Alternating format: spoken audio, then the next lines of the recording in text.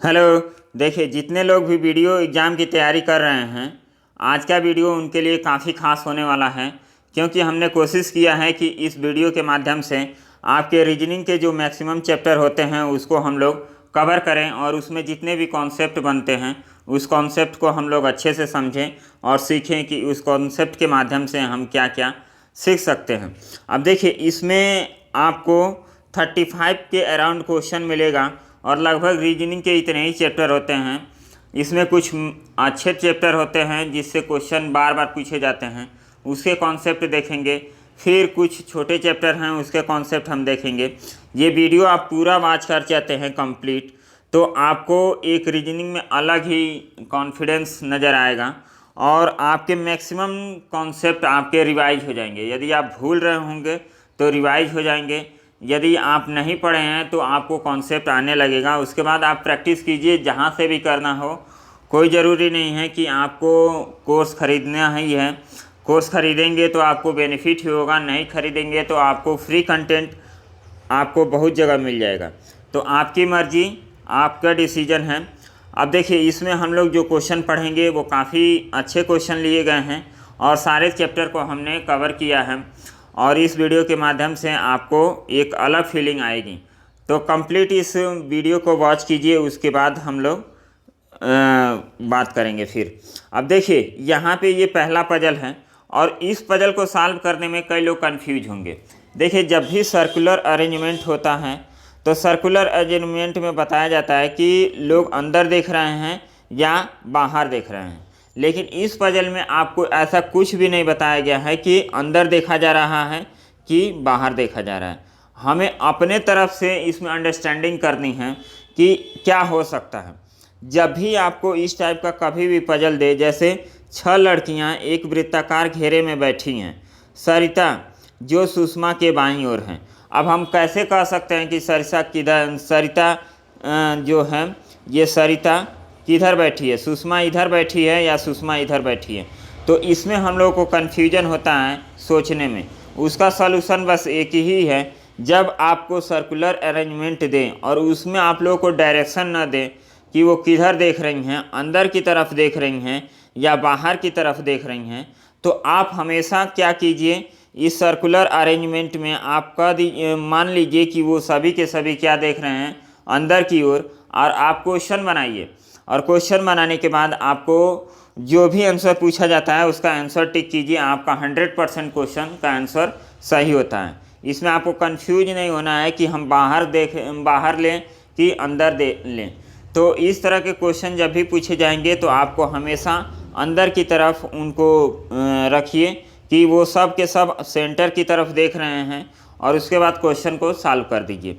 और दूसरी बात, आपको एक और कॉन्सेप्ट हम आपको समझा रहे हैं। यहाँ पे देखिए, सरिता जो सुषमा के बाईं ओर है, अब सुषमा के बाईं ओर है, ये सर्कुलर अरेंजमेंट है और सर्कुलर अरेंजमेंट में आप देखेंगे ये 6 लोग बैठे हैं। तो सुषमा के बाईं ओर, अब मान लीजिए कि ये अंदर की तरफ सब देख रहे हैं, तो सुषमा के बाईं ओर, तो सुषमा आपका यहाँ हो गया, सुषमा यहाँ हो गया, ये सुषमा है ना, सुषमा आपका यहाँ बैठ गई। तो अब इसका बाईं ओर तो इधर है लेफ़्ट साइड और राइट इधर है, तो हम यहाँ पे किधर बैठाएं? यहाँ पे तो कई जगह खाली है, ये भी खाली है, ये भी खाली है, ये भी खाली है और ये भी। तो हम कहाँ बैठाएं? तो जब भी आपको इस टाइप का कन्फ्यूजन हो कि आपको पता न चले कि तुरंत बाईं ओर है कि एक स्थान छोड़ के बाईं ओर है या 2 स्थान छोड़ के बाईं ओर है, जब भी ऐसा कुछ मेंशन ना किया जाए तो आप क्या करेंगे, आप उसको तुरंत बाईं ओर ही बैठाएंगे, तुरंत दाईं ओर ही बैठाएंगे। तो ऐसा करना है। इस क्वेश्चन के माध्यम से हमने 2 कॉन्सेप्ट सीखा कि यदि सिटिंग अरेंजमेंट में, सर्कुलर अरेंजमेंट में आपको कोई भी डायरेक्शन ना दिया हो तो हम क्या करेंगे, सबको मान लेंगे कि ये अंदर की तरफ देख रहे हैं और उससे हम क्वेश्चन को सॉल्व करेंगे। यदि बोला जाए कि कोई किसी के बाएं या दाएं हैं तो हम तुरंत उसको बैठाएंगे, जब तक आपको ये ना बोला जाए कि एक व्यक्ति दूसरे व्यक्ति के दूसरे स्थान पे बाएं हैं या तीसरे स्थान पे बाएं हैं, ऐसा आपको मेंशन ना किया जाए। तो देखिए, इस क्वेश्चन को हम लोग कैसे फिर से सॉल्व करते हैं। देखिए यहाँ पे इस क्वेश्चन को ये समझ गए तो आप क्वेश्चन को आसानी से सॉल्व कर सकते हैं। हम लोग सर्कुलर अरेंजमेंट बना लेते हैं, इसमें 6 लोग बैठा लेते हैं। यहाँ पे ये 6 लोग हो गए। अब देखिए इसमें डायरेक्शन दिया नहीं है तो हमने सबको क्या किया, अंदर की तरफ मान लिया कि ये सब क्या हैं, अंदर की तरफ देख रहे हैं। तो कोई भी यहाँ पे मान लीजिए ए कोई पर्सन बैठ रहा है तो इसका लेफ्ट कहाँ होगा, ये होगा, और इसका राइट कहाँ होगा, ये होगा। राइट का मतलब दायां और लेफ्ट का मतलब क्या होता है, बायां। तो हम लोग ऐसे इसको अरेंज करेंगे। अब देखिए क्वेश्चन हम लोग पढ़ते हैं। सरिता जो सुषमा के बाईं ओर है तथा सुधा के दाईं ओर है। तथा जब भी बोला जाए तो पहले वाले के बारे में बात की जाती है, और जब क्वेश्चन में आपको जो दिखे कि जो सुधा के दाईं ओर है तब किसके बारे में बात की जाएगी, सुषमा के बारे में बात की जाएगी। तो ये सब छोटी छोटी कॉन्सेप्ट हैं, इसको आप लोग नोट कर लीजिएगा ताकि आप लोगों के कॉन्सेप्ट अच्छे रहें और आपको दिक्कत ना हो। जब भी तथा और की बात की जाएगी तो पहले वाले के बारे में बात की जा रही है, और जो के बारे में बात की जाएगी तो ये दूसरे वाले के बारे में बात की जा रही है। तो चलिए अब सॉल्व करते हैं इस क्वेश्चन को। देखिए यहाँ पे जैसे जैसे बोला गया है वैसे वैसे हम लोग अरेंज करेंगे। सरिता जो सुषमा के बाईं ओर हैं, तो सुषमा यहाँ हो गई, ये हो गई सुषमा, और इनके बाईं ओर क्या है, सरिता। तो हमने बताया है कि जब भी आपको प्लेस न दें तो आप तुरंत बाएं और तुरंत दाएं बैठाइए। तथा सुधा के दाईं ओर, तो सुधा के दाईं ओर कौन, ये सरिता है। तो सुधा आपकी कहाँ हो जाएंगी, यहाँ हो जाएंगी सुधा। उसके बाद सरिता के सामने शिल्पी हैं। अब सरिता यहाँ है और इनके सामने कौन है, ये है, तो यहाँ पे कौन हो जाएगा, शिल्पी हो जाएंगी। अब देखिए यहाँ पे कौन हो जाएगा, शिल्पी हो जाएगी। अब उसके बाद क्या कहा गया है कि शिल्पी सरोज के बाईं ओर, शिल्पी जो है सरोज के बाईं ओर, तो सरोज कहाँ होगा, यहाँ होगा, सरोज हो गया। तभी तो ये बाईं ओर होगा, यहाँ अंदर की तरफ ये फेस कर रहे हैं तो इनका लेफ्ट कहाँ होगा, इधर होगा, और राइट कहाँ होगा, इधर होगा। अब उसके बाद देखिए शिल्पी सरोज के बाईं ओर तथा, फिर से तथा आया, मतलब शिल्पी के बारे में बात की जा रही है, शोभा के दाईं ओर। तो शोभा कहाँ हो गई, यहाँ हो गई शोभा के दाईं ओर। तो अब देखिए इतना हमने सीटिंग अरेंजमेंट बना लिया। अब बोला क्या गया है, यदि सरोज सरिता से, सरोज कहाँ है, सरोज यहाँ है, सरोज सरिता से, सरोज सरिता से, और इसको कलर हम चेंज कर लेते हैं ताकि आपको समझ में आए। सरोज सरिता से और शोभा सुषमा से अपना स्थान बदलती है, शोभा सुषमा से, यहाँ पे यही तो दिया है, शोभा, यहाँ देखिए शोभा सुषमा से अपना स्थान बदलती है। तो सुषमा ये है और शोभा ये है, तो ये भी अपना स्थान बदल लेते हैं, तो ये इनसे इंटरचेंज हो जाते हैं। उसके बाद पूछा गया है कि बताइए सरिता के सामने कौन बैठेगा।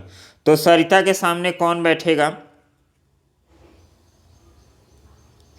तो सरिता आपके कहाँ आ जाएंगी, सरिता यहाँ से उठ के आपकी यहाँ चली जाएंगी सरोज के स्थान पे, क्योंकि सरोज और सरिता क्या है, आपस में स्थान चेंज किए हैं, और सुषमा और शोभा आपस में स्थान चेंज किए हैं। तो सरिता यहाँ से चली जाएंगी यहाँ, तो यहाँ इसके सामने कौन बैठेगा, शोभा बैठेगा, क्योंकि शोभा तो यहाँ आ गई हैं। तो इसका सही ऑप्शन क्या होगा, ऑप्शन नंबर ए हो जाएगा इसका राइट आंसर। तो देखिए ये सर्कुलर अरेंजमेंट था, और इसको यदि ध्यान से नहीं किया जाएगा तो ये क्वेश्चन गलत हो जाएगा। तो इसमें जो भी कॉन्सेप्ट आपने सीखा है तो इसको नोट कर लीजिएगा, और नोट करने के बाद आप फिर से आप अगले क्वेश्चन में अप्लाई कीजिएगा। नेक्स्ट क्वेश्चन हम लोग सॉल्व करते हैं। अब यहाँ पे देखिए ये भी सर्कुलर अरेंजमेंट है, 6 लोगों का अरेंजमेंट है। इसमें बोला है ABCDEF केंद्र की ओर मुँह करके एक वृत्ताकार घेरे में बैठे हैं। अब देखिए यहाँ पे तुरंत मेंशन कर दिया कि ये लोग क्या है, केंद्र की ओर मुँह करके बैठे हैं। लेकिन पहले वाले क्वेश्चन में क्या था कि उसमें मेंशन नहीं किया गया था कि वो केंद्र की तरफ देख रहे हैं या केंद्र से बाहर की तरफ देख रहे हैं। ऐसे कंडीशन में जब डायरेक्शन ना दे तो हमेशा आप केंद्र की ओर मुख करके बैठा दीजिए सबको, और अरेंजमेंट लगा दीजिए, आपका क्वेश्चन क्या होता है, सही हो जाता है। तो इसको हम लोग फिर से सॉल्व करते हैं। यहाँ पे देखिए अब इसको सॉल्व करते हैं। 6 लोग हैं, 6 लोगों का अरेंजमेंट हमने कर दिया, 1 2 3 4 5 6। तो यहाँ पे देखिए, उसके बाद हम लोग इसका अरेंजमेंट कराते हैं। अब सब लोग क्या हैं, अंदर की तरफ देख रहे हैं। डी ई जो है डी के बाईं ओर है। डी के बाईं ओर कौन है, ई है, तो ई का हमने डायरेक्शन यहाँ पे दे दिया। अब देखिए फिर सी जो है ए और बी के बीच में है। सी कहाँ है, ए और बी के बीच में है। और फिर एफ ई और ए के बीच में। अब चलिए ई और ए के बीच में है, ई और ए के बीच में, मतलब ई और ए के बीच में कौन है, एफ है। तो हम लोग का काफ़ी आसानी से सर्कुलर अरेंजमेंट हो गया। तो ये हम लोग का सीटिंग अरेंजमेंट हो गया। लेकिन इसमें देखिए खास बात क्या है कि इसी तरह आप रख देंगे तो ये गलत हो जाएगा, क्योंकि यहाँ बोला है कि डी के बाईं ओर कौन है, ई है। तो सबसे पहले यहाँ पे डी बनाइए, उसके बाद ई यहाँ बनाइए। अब ई के बाद क्या होगा, एफ होगा यहाँ, एफ के बाद क्या होगा, ए यहाँ होगा, ए के बाद सी यहाँ होगा, और सी के बाद बी यहाँ होगा। अब आप क्वेश्चन का आंसर दीजिए। तो ये 100% आपका क्वेश्चन का पजल सॉल्व हो गया। अब इसको देखिए कैसे सॉल्व करेंगे। सी के ठीक दाईं ओर कौन है, सी के ठीक दाईं ओर, मतलब ये सब लोग अंदर की तरफ देख रहे हैं। तो अंदर की तरफ देखते हैं तो दायां इधर होता है और बायां इधर होता है। तो दाईं ओर कौन है, ए है, तो ऑप्शन नंबर सी आपका राइट आंसर हो जाएगा। अब बी के बाईं ओर कौन है, तो बी के बाईं ओर कौन है, डी है, तो ऑप्शन नंबर ए आपका राइट आंसर हो जाएगा। तो इस तरह पजल को करना है, और हमें उम्मीद है कि आपको ये दोनों पजल काफ़ी अच्छा लगा होगा और आप लोग सीखे होंगे कुछ ना कुछ। अब चलिए इसको हम लोग सॉल्व करते हैं। ये काफ़ी अच्छा क्वेश्चन है, इसमें आपको डायरेक्ट बताया नहीं है। आपको इसमें इसको पढ़ने के बाद आपको पजल ये सॉल्व नहीं होगा। इसमें क्वेश्चन में आपको कुछ कंडीशन दिया जाएगा और इस कंडीशन के माध्यम से आपको क्वेश्चन को राइट करना है। तो आइए हम देखते हैं इस क्वेश्चन का क्या तरीका है सॉल्व करने का। अब देखिए 7 विद्यार्थी हैं, P Q R S T U भी एक परीक्षा में भाग लेते हैं। कोई भी 2 विद्यार्थी समान अंक नहीं प्राप्त करता है, मतलब इक्वल अंक, इक्वल मार्क्स किसी के नहीं हैं, सबका कुछ ना कुछ अंतर जरूर है। उसके बाद यहाँ पे दिया है थर्ड ऑप्शन में, भी हमेशा पी से ज़्यादा अंक पाता है। तो भी हमेशा पी से ज़्यादा अंक पाता है, तो हम लोग ऐसे बना दिए।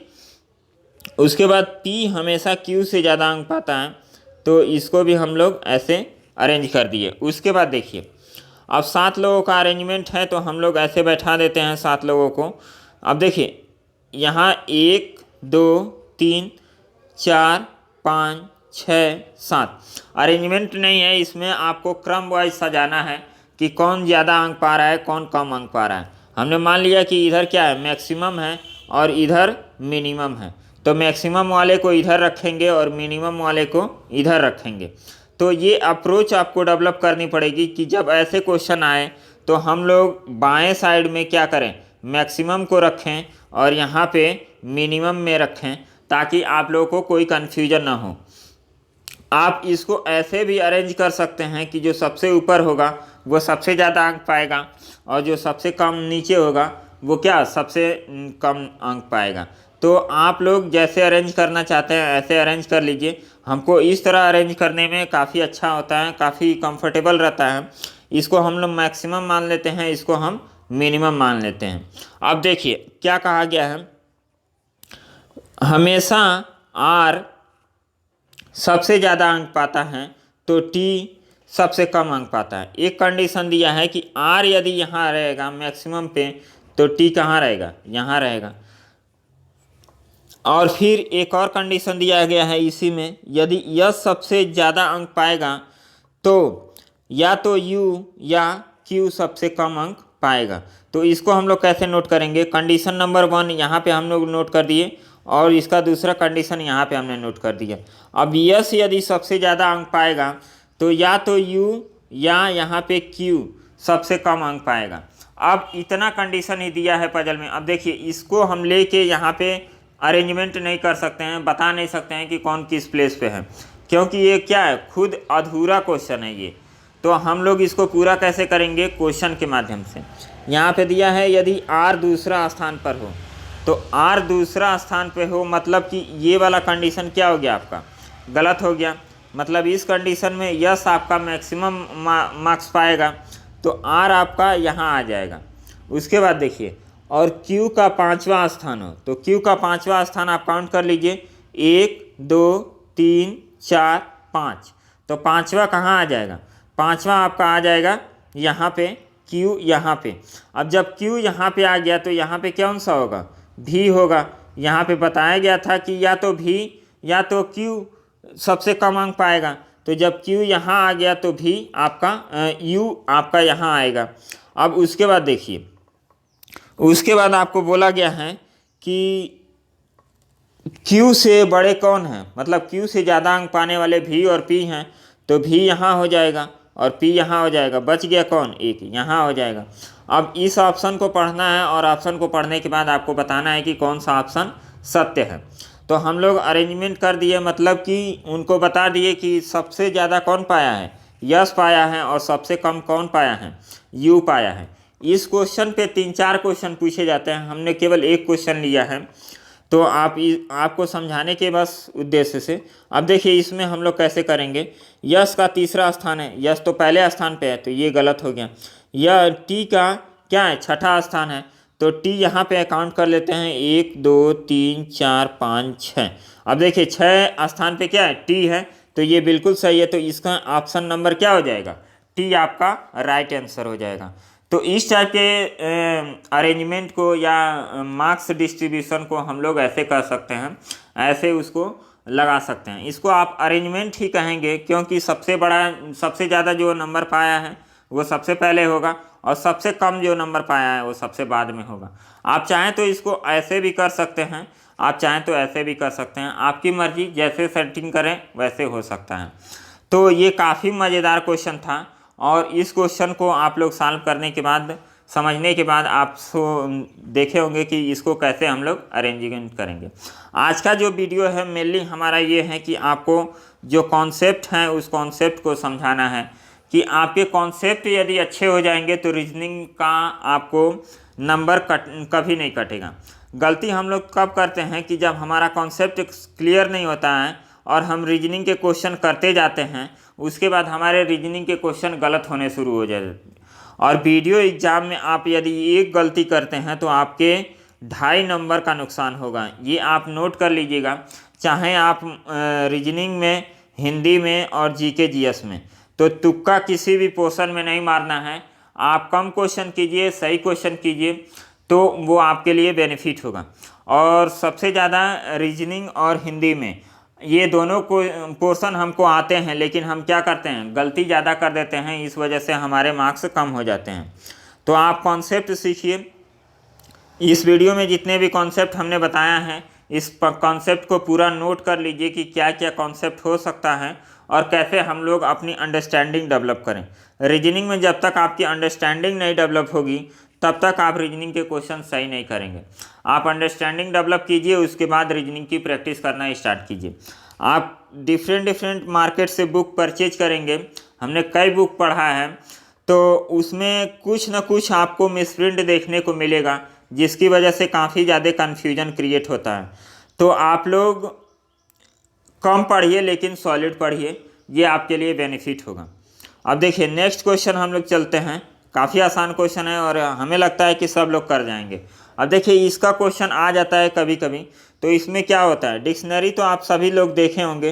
तो डिक्शनरी में क्या होता है, सबसे पहले ए वर्ड का, ए अल्फ़ाबेट से जितने भी वर्ड शुरू होते हैं उसको रखा गया है, फिर बी वर्ड से जितने शुरू होते हैं उसको रखा गया, और लास्ट में किसको रखा जाता है, जेड वर्ड से जितने वर्ड हैं उसको रखा जाता है। सेम आपको इसमें भी यही करना है। इसमें बोला गया है नीचे दिए गए शब्दों को शब्दकोश के अनुसार व्यवस्थित कीजिए।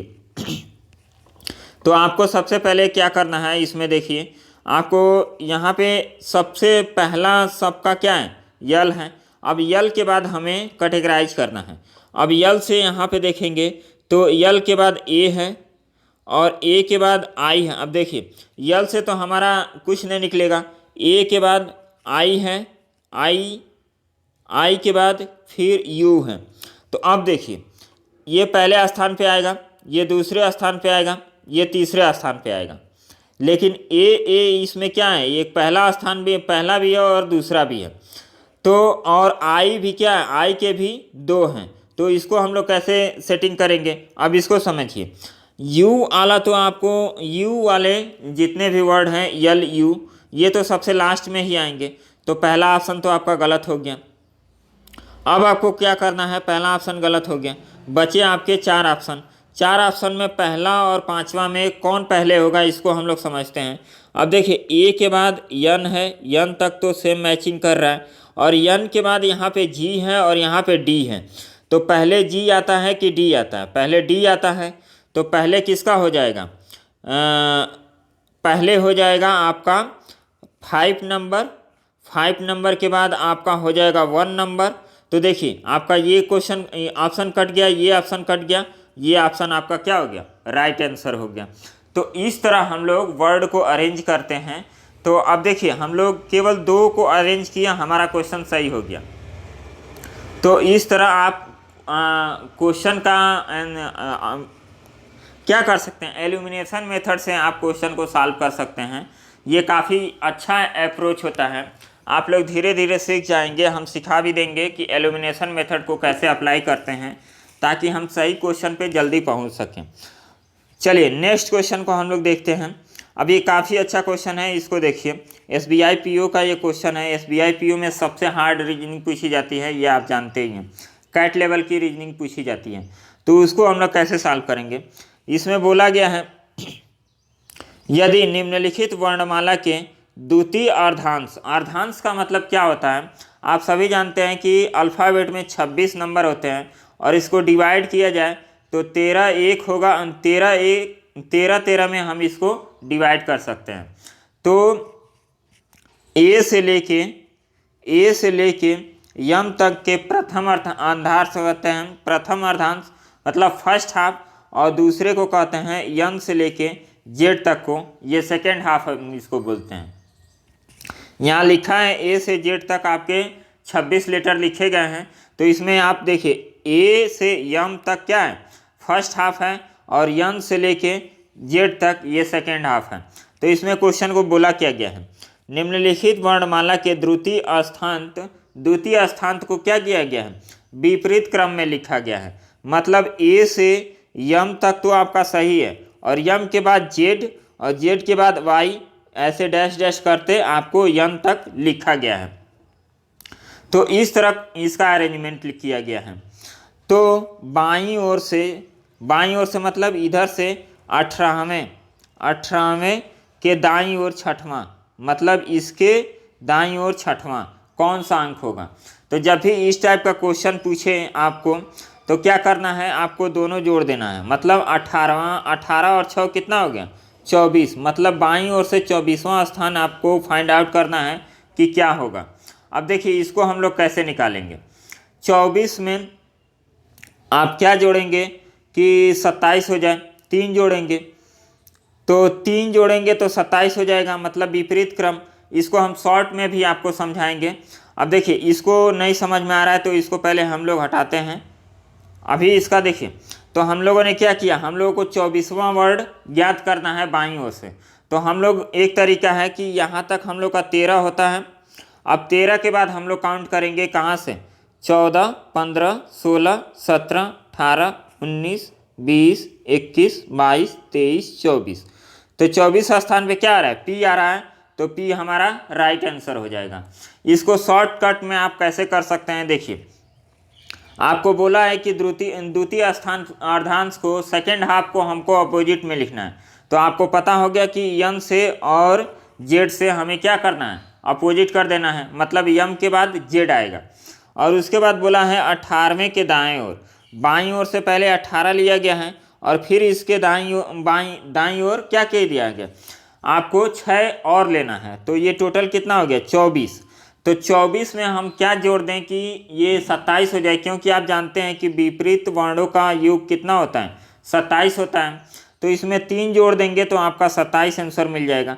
तो आपको करना कुछ नहीं है, आपको पता है कि यम के बाद जेड से स्टार्ट होगा, और ये क्या होगा, ये चला जाएगा यन 26 नंबर पे। तो हमें 27 देखना है, मतलब 3 ऐड करना था। तो इधर से काउंट कर लीजिए 1 2 3, मतलब तीसरे स्थान पे कौन है, पी है, तो पी आपका राइट आंसर हो गया। तो इस तरह आप शॉर्टकट अपनाएंगे। पहले अंडरस्टैंडिंग कीजिए कि क्वेश्चन को सॉल्व करने कैसे हैं, और उसके बाद अंडरस्टैंडिंग कीजिए कि उसको हम शॉर्टकट में कैसे कर सकते हैं, कम टाइम में कैसे कर सकते हैं। आपको 2 घंटे का पेपर दिया जाएगा। 2 घंटे में आपको मैक्सिमम प्रैक्टिस ये होनी चाहिए कि आप 1 घंटे के अंदर पूरे रीजनिंग के पोर्शन को कर दीजिए, तभी आप हिंदी और जीके जीएस में टाइम अच्छे से दे पाएंगे। लड़कों की प्रॉब्लम क्या होती है, प्रैक्टिस तो रहती नहीं है और कॉन्सेप्ट भी हमारा गलत रहता है। इसकी वजह से 1.5 घंटा तक रीजनिंग में आप टाइम दे देते हैं और सोचते हैं कि 30 मिनट में हम हिंदी और जीके जीएस को अच्छा कर जाएंगे। तो ये आपकी सबसे बड़ी गलती होती है। आपको कोशिश करना है कि ये रीजनिंग को 1 घंटे के अंदर हम सॉल्व करें और बाकी 1 घंटे के अंदर हम हिंदी और जीके जीएस को सॉल्व करें। आप हमारे साथ जुड़े रहेंगे तो हम आपको एकदम सटीक अप्रोच बताएंगे कि कैसे आपको पेपर को अटेंड करना है और कैसे नहीं, तो आप लोगों के मार्क्स इंक्रीज ज़रूर होंगे। चलिए नेक्स्ट क्वेश्चन हम देखते हैं। नेक्स्ट क्वेश्चन काफ़ी आसान क्वेश्चन है और हमें लगता है कि सब कोई इसका आंसर दे देगा। तो आपको 50 क्वेश्चन में ऐसे 20 क्वेश्चन आएंगे जो सब कर जाएंगे। 30 क्वेश्चन में ही आपको दिक्कत होगी, उसी के लिए हमें फाइट करना है। अब देखिए यहाँ पे दिया है करेजियस, और पहले हम लोग इंस्ट्रक्शन पढ़ लेते हैं। इंस्ट्रक्शन क्या दिया गया है, दिए गए वैकल्पिक शब्दों को चुनिए जो दिए गए शब्दों के अक्षरों के प्रयोग द्वारा नहीं बनाए जा सकते हैं। मतलब इसका क्या हुआ, ये करेजियस लिखा गया है, करेजियस में जितने भी अल्फ़ाबेट यूज किए गए हैं, क्या उस अल्फ़ाबेट से कौन सा ऐसा 4 ऑप्शन में से एक ऑप्शन है जो नहीं बनाया जा सकता है। तो हम लोगों ने पढ़ लिया कि करेजियस इसका क्या है, वर्ड है। तो हम लोग एलिमिनेट करते हैं कि कौन नहीं हो सकता है। अब यहाँ पे देखिए SECURE, तो ये पहला ही ऑप्शन हो गया। यहाँ पे देखिए इसमें केवल एक ही यू का यूज किया गया है और इसमें क्या किया गया है, 2 यू का यूज किया गया है, तो मतलब ये तो बनाया नहीं जा सकता। तो इसमें पहला ही ऑप्शन आपका राइट हो गया। अब यहाँ पे इसको देखिए ARGUE, तो AR फिर GU और E बनाया जा सकता है। इस तरह दोनों को चेक करेंगे तो ये भी बनाया जा सकता है। तो इसमें पहला ऑप्शन क्या हो जाएगा, आपका राइट आंसर हो जाएगा। क्योंकि इसमें 2 बार ई को यूज किया गया है और करेजियस में केवल 1 बार ई आया है, इसलिए क्या होगा, ये वर्ड नहीं हम बना पाएंगे। अब इसमें सेकंड क्वेश्चन का आप आंसर आप कमेंट करके बताइएगा कि इसका आंसर क्या होगा। स्पेसिफिकेशन का जो वर्ड दिया गया है, इससे कौन ऑप्शन नहीं बनाए जा सकते हैं, इसको आप कमेंट करके ज़रूर बताइएगा। चलिए नेक्स्ट क्वेश्चन पे हम लोग चलते हैं। अब देखिए ये होता है कि इसको क्रम वाइज सजाना होता है। जैसे डिक्शनरी में हम लोग सजाए हैं अल्फ़ाबेट को, वैसे एक स्टेटमेंट होता है, उसको हम लोगों को सजाना है। अब देखिए इसमें करना क्या है कि आपको चारों पांचों ऑप्शन को पढ़ना है और उसके बाद उसको अरेंज करना है कि कौन पहले हो सकता है, कौन बाद में हो सकता है। अब देखिए बुलाने का पत्र, आवेदन, विज्ञापन, भेंट वार्ता, नियुक्ति। तो आपको इसमें देखिए सबसे पहले आपका क्या आएगा, विज्ञापन आएगा। जब भी कोई वैकेंसी निकलती है तो उसके पहले क्या आता है, विज्ञापन आता है। विज्ञापन के बाद हम लोग आवेदन करते हैं, फॉर्म फिल करते हैं, तो सबसे पहले 3 आएगा और 3 के बाद 2 आएगा। अब देख लीजिए कहाँ है, तो ये भी ऑप्शन आपका डायरेक्ट मिल गया, बी ऑप्शन आपका राइट आंसर हो जाएगा। 2 के बाद आवेदन हो गया, आवेदन के बाद क्या होगा, बुलाने का पत्र, फिर चौथा क्या होगा, भेंट वार्ता, और फिर क्या होगा, नियुक्ति का आदेश दिया जाएगा। तो ये बी ऑप्शन आपका राइट हो गया। हम लोग केवल इसी से हम लोग पकड़ लिए, बाकी इसको भी आपको कमेंट करके बताना है, ये पहले वाला क्वेश्चन और ये कि। चलिए नेक्स्ट क्वेश्चन हम लोग पढ़ते हैं। ये काफ़ी ज़्यादा इम्पोर्टेंट है और इसमें मैक्सिमम स्टूडेंट अपना टाइम बर्बाद करते हैं, जबकि क्वेश्चन में कुछ नहीं है। आप लोग टाइम ख़राब करते हैं और कैसे ख़राब करते हैं इसको भी हम आपको बताते हैं। देखिए इसमें लड़के करते क्या हैं, इसमें दिया गया है प्रत्येक संख्या के बीच वाले अंक में 1 जोड़ा जाए। मतलब ये नंबर दिए गए हैं और इस नंबर में मतलब पहले में 4 दिया गया है, 1 दिया गया है, दूसरे में 3, 2 और 5, ये बीच वाले नंबर हैं। तो इसमें आपको 1 जोड़ना है। तो 1 जोड़ेंगे तो क्या हो जाएगा, ये 5 हो जाएगा, 2 हो जाएगा, 4 हो जाएगा, 3 हो जाएगा, 5 हो जाएगा, इस तरह होगा। और उसके बाद बोला गया है फिर पहले और दूसरे अंक के स्थान को परस्पर बदल दिया जाता है। फर्स्ट एंड सेकेंड प्लेस को क्या किया जाता है, परस्पर बदल दिया जाए और फिर बनी नई संख्या को आरोही क्रम में सजाया जाए। अब देखिए हमें करना क्या है, आरोही और अवरोही का कॉन्सेप्ट हम समझा देते हैं।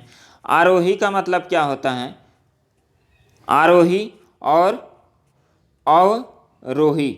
आरोही का मतलब होता है, देखिए आरोही क्या है, छोटा वर्ड में लिखा गया है तो इसका मतलब होता है छोटा नंबर पहले होता है, उसके बाद नंबर को हम क्या करते हैं, इंक्रीज करते जाते हैं। इसको हम लोग बोलते हैं कि असेंडिंग आर्डर इंग्लिश में।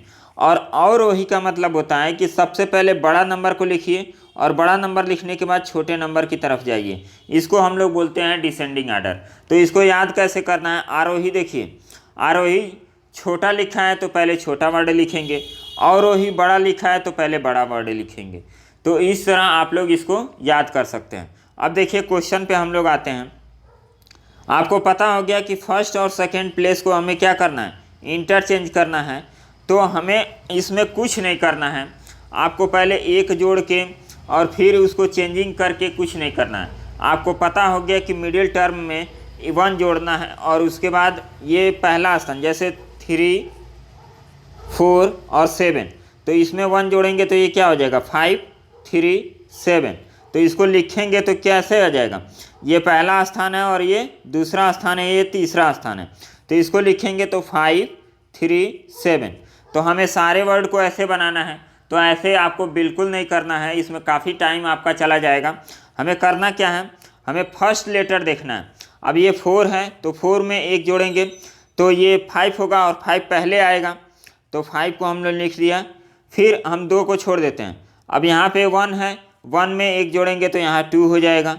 यहाँ 3 है, 3 में 1 जोड़ेंगे तो ये क्या होगा 4 होगा और 4 पहले स्थान पे आ जाएगा। ये क्या है 2 है, 2 में 1 जोड़ेंगे तो ये 3 हो जाएगा, पहले स्थान पे आ जाएगा। ये 5 है, 5 में हम 1 जोड़ेंगे तो ये 6 होगा, 6 पहले स्थान पे आ जाएगा। अब देखिए हमें सारे नंबर को अरेंज करने की कोई ज़रूरत नहीं पड़ी, हमने केवल इसी को अरेंज कर दिया और क्या किया, हम बता सकते हैं क्वेश्चन का आंसर। अब फिर कहा गया है कि इसको आरोही क्रम में लगाइए। अब ये भी नहीं करना है कि इसको आरोही क्रम में लगाने। तो देखिए इसको करना क्या है, तो कौन सी संख्या ऊपर से दूसरी होगी, कौन सी संख्या ऊपर से दूसरी मतलब कि सबसे छोटा, फिर उससे बड़ा, फिर उससे बड़ा, फिर उससे बड़ा। तो ऊपर से कहा गया है तो ऊपर से का मतलब क्या है, यहाँ पे सबसे छोटा और लास्ट में क्या होगा सबसे बड़ा होगा। तो यहाँ पे देखिए सबसे छोटा ये है, इसके बाद क्या है ये है, तो मतलब 3 वाला वर्ड क्या है दूसरे स्थान पे होगा। तो 3 आया किससे है, ये 8 to 4 से आया है, तो 8 to 4 कौन सा ऑप्शन है, डी ऑप्शन। तो डी ऑप्शन को हम लोग टिक करेंगे, आगे बढ़ेंगे। आपको सारे नंबर को अरेंज करने की कोई ज़रूरत नहीं पड़ी, ना ही सारे नंबर को इंटरचेंज करने की ज़रूरत पड़ी। तो ऐसे कॉन्सेप्ट आप सीखेंगे तो क्या होगा, ये टाइम आपका सेव करेगा। तो जब टाइम आपका बचेगा तो आप कठिन क्वेश्चनों पे आप लोग ज़्यादा टाइम दे सकते हैं। तो देखिए आप लोग ऐसे क्वेश्चन कर सकते हैं। जो हमारा 10 मॉक टेस्ट का PDF है, उस PDF में आप लोगों को एक PDF में 50 क्वेश्चन रीजनिंग के, 50 हिंदी के, 50 GK GS के, मतलब 1500 क्वेश्चन का प्रैक्टिस मिलेगा। 1500 क्वेश्चन यदि आप लोग लगा लेंगे तो आप लोगों के अंदर एक अलग से कॉन्फिडेंस आएगा। और जो एग्ज़ाम में फोबिया रहता है, डर रहता है, हमें क्वेश्चन को अप्रोच करना कैसे है ये नहीं आपको लोगों को समझ में आता है, तो ये सारी प्रॉब्लम आप लोगों को ही ख़त्म हो जाएगी हम यदि आप लोग हमारा गाइडेंस फॉलो किए। तो ऐसा भी नहीं है कि आप केवल उसको ले लीजिए और लेने के बाद हमारा पूरा कोई भी बात मान नहीं रहे हैं और अपने मन से किए जा रहे हैं और एग्ज़ाम देने बैठे क्वेश्चन नहीं बना तो आप कहेंगे कि सर तो आप तो बोले थे कि PDF लेने के बाद आपके कॉन्फिडेंस आ जाएंगे, क्वेश्चन सॉल्व करने का तरीका आपको पता चल जाएगा। तो ये बिल्कुल बात गलत है। हम जो अप्रोच बता रहे हैं उस अप्रोच से आपको सीखना है और अच्छा डेवलप करना है।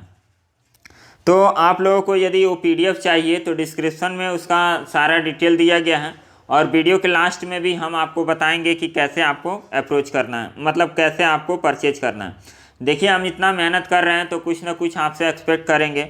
आप सभी जानते हैं कि महंगी चीज़ें क्या, सस्ती चीज़ें महंगी हो या सस्ती हो ये मैटर नहीं करता है, लेकिन जो जिसकी क्वालिटी अच्छी होगी वो चीज़ हमेशा महंगी होगी। ये आप हमेशा नोट करके जाइए। आप एक कपड़ा भी खरीदने जाते हैं तो आप देखते हैं कि आपको 100 रुपये का भी कपड़ा मिलता है और 1000 रुपये का भी कपड़ा मिलता है, 5000 का भी कपड़ा मिलता है। तो आप लोग क्वालिटी देखते होंगे तो क्वालिटी में काफ़ी अंतर होगा। 1000 के कपड़े को आप बोलेंगे कि 100 रुपये में दे दीजिए तो वो दुकानदार कभी नहीं देगा।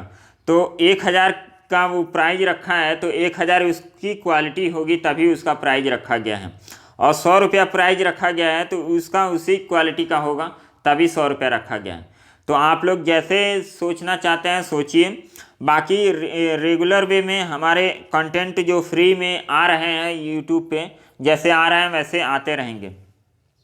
बाकी आपकी मर्जी, लेना है लीजिए और नहीं लेना है मत लीजिए, क्योंकि आज और कल के बाद इसका प्राइस हम खुद इंक्रीज करके 700 करने वाले हैं।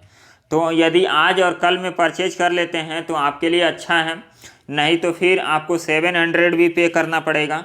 और यदि आपको थोड़ी भी लगता है कि हाँ इम्प्रूवमेंट मिलेगी, हमारे पढ़ाने का तरीका आपको समझ में आता है, तो आप आज कल में ले सकते हैं। बाकी हम 700 से भी कम नहीं करेंगे, ये आप लोग अच्छे से जान लीजिए। और हम आप लोगों को फोर्स नहीं कर रहे हैं, आप लोग फालतू कमेंट मत किया कीजिए, उससे हमें कोई फ़ायदा नहीं है, आपको भी कोई फ़ायदा नहीं है। आप क्या शो करना चाहते हैं? आपको हर कोई फ्री में कोई कंटेंट नहीं देगा। आप 100 रुपया भी मांगने चले जाइए किसी से, आप जानते हो कि ये आपका बहुत खास है, आपको 100 रुपया क्या आपको 10 रुपया भी नहीं कोई देगा।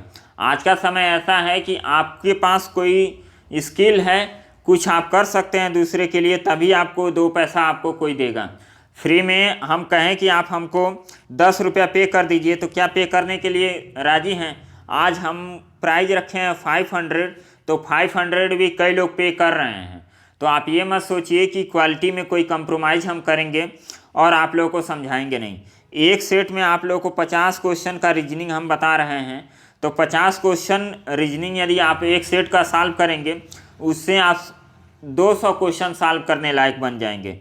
तो ये मत देखिए कि प्राइस ज़्यादा है प्राइस कम है, आप लोग क्वालिटी देखिए, क्वालिटी हमारी सही है। हमें अपने आप पे भरोसा है कि हम आप लोगों को जो भी प्रोवाइड करेंगे वो बेस्ट प्रोवाइड करेंगे, अच्छे से समझा के प्रोवाइड करेंगे। आपको कोई भी डाउट होगा आप पर्सनली हमसे कांटेक्ट कर सकते हैं कि सर मुझे यहाँ नहीं समझ में आया, सर आप ये बता दीजिए। तो हमें टाइम निकाल के आप लोगों के लिए हेल्प करने के लिए तैयार है। तो इतना एफर्ट कोई नहीं करता है, कोई फ्री नहीं है कि आपको फ्री में आप लोगों को कंटेंट इतना देगा। तो चलिए, आप बाकी आपको जहाँ से फ्री मिले, जहाँ से आप पढ़ना चाहें आप पढ़ सकते हैं, आप स्वतंत्र हैं, सोचने समझने की क्षमता आपको हमसे ज़्यादा है, आप जो करना चाहें कर सकते हैं। चलिए, अब इस सीरीज को हम लोग देखेंगे, ये रॉन्ग सीरीज है। अब इसमें बताना है कि कौन सा वर्ड ऐसा है जो इसमें रॉन्ग फिट कर दिया गया है। रॉन्ग है, आपको एक क्रम में सजाना होता है। अब इसमें करना क्या है, हमें एक क्रम देखना है कि क्रम कहाँ से बन रहा है। अब इस सीरीज को हम लोग अच्छे से देखेंगे तो यहाँ पे देखिए हमें कुछ स्क्वायर्स नज़र आ रहे हैं, मतलब ये 2 का स्क्वायर है, ये 3 का स्क्वायर है, ये 4 का स्क्वायर है, 5 का स्क्वायर है। मतलब गैपिंग पे तो ये सही जा रहा है, मतलब गैपिंग पे ये स्क्वायर पे जा रहा है, मतलब 2 का स्क्वायर, 3 का स्क्वायर, 3 का क्यूब कर दिए, 3 का स्क्वायर, 4 का स्क्वायर, 5 का स्क्वायर। तो इस तरह तो जा रहा है, लेकिन ये 6 कैसे आया है? तो 6 मतलब इसमें +2 किया गया है तब 6 आया है, और इसमें 12 कैसे आया, +3 किया गया है, और इसमें क्या किया गया 16 में, अब 16 में यहाँ पे 5 कर दिया गया है तब 21 आया है, और लास्ट में यहाँ पे 5 किया गया है। अब देखिए, अब आपको पकड़ में आ गया होगा कि यहाँ 2 जोड़ा गया है, 3 जोड़ा है, तो यहाँ पे 4 जोड़ना चाहिए, और अगले टर्म में क्या है 5 जोड़ा है, तो यहाँ पे 4 जोड़ेंगे तो क्या आना चाहिए 20 आना चाहिए। तो ये टर्म क्या है, गलत है, 20 आना चाहिए, लेकिन लिखा कितना गया है 21। तो यहाँ पे सही ऑप्शन क्या हो जाएगा, ऑप्शन नंबर डी। तो यदि आप लोग सीरीज के क्वेश्चन और अच्छे से बनाना चाहते हैं तो आप लोग स्क्वायर और क्यूब इसको याद कर लीजिएगा। एटलीस्ट स्क्वायर तो आपको 25 तक याद होना चाहिए। इसका ट्रिक भी हम आप लोगों को डिस्कस करेंगे कि कैसे आप लोग अच्छे से आप किसी भी मतलब 1000 तक के स्क्वायर को अच्छे से याद कर सकते हैं। और क्यूब आप एटलीस्ट 15 तक या 20 तक याद कर लीजिए, ये आपके लिए काफ़ी ज़्यादा अच्छा रहेगा। चलिए नेक्स्ट क्वेश्चन हम लोग सॉल्व करते हैं। नेक्स्ट क्वेश्चन भी देखिए रॉन्ग सीरीज होता है और रॉन्ग सीरीज है। रॉन्ग सीरीज को हम लोग कैसे करेंगे? अब रॉन्ग सीरीज में सॉल्व करने का सबसे अच्छा तरीका ये है कि आप पहले वाले वर्ड को देखिए और लास्ट वाले वर्ड को देखिए। देखिए गैपिंग ज़्यादा दिख रहा है, तो गैपिंग जब ज़्यादा दिखता है तो इसका मतलब क्या होता है, या तो इसमें मल्टीप्लिकेशन अप्लाई किया गया है या डिवीज़न अप्लाई किया गया है। तो इस क्वेश्चन को हम कैसे टेकल करेंगे? अब यहाँ पे देखिए, यहाँ 10 के बाद 19 दिया गया है, मतलब गुणे 2 से गुणा करने के बाद 1 यहाँ पे किया गया है, और फिर यहाँ लगभग 3 का गुना है, 19 3 57 -2 किया गया है यहाँ पे। और ये भी क्या है, ये भी लगभग क्या है 4 गुना है, तो यहाँ पे 4 से मल्टीप्लाई किया गया है और यहाँ पे -9 किया गया है। और इसको हम लोग देखेंगे 211 से, तो इसमें 5 का गुणा किया गया है, तो 11 पचे 55 और 2 पचे 10, तो 55 में से क्या माइनस किया गया है? 55 पे से आप 7 माइनस करेंगे तो 48 हो जाएगा, तो यहाँ पे 7। अब देखिए इसमें लॉजिक आपका क्या मिल रहा है। यदि हम एक चीज़ देखें, ये पहला वाला तो सही है, 2 3 4 5।